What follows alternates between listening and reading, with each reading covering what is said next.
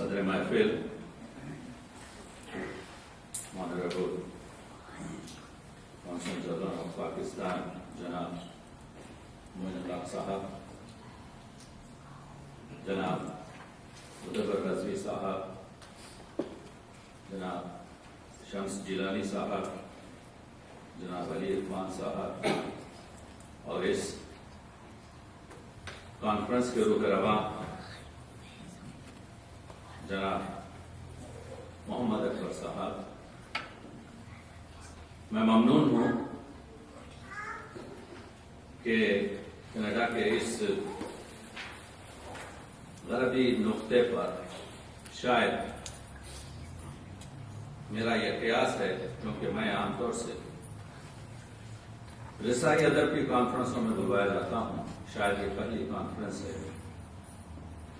جو اردو ادب کے حوالے سے اور رسائی ادب کے ارتقاء سے مربوط ہم پیش کرنے کی کوشش کر رہے ہیں، یا بالفاظ دیگر حسن یوسف کو بازار مصر میں پیش کر رہے ہیں۔ اب گفتنی اگر ممبر سے نہ ہو تو پھانسی کے تختے سے ہونی چاہیے۔ میری اس گفتگو میں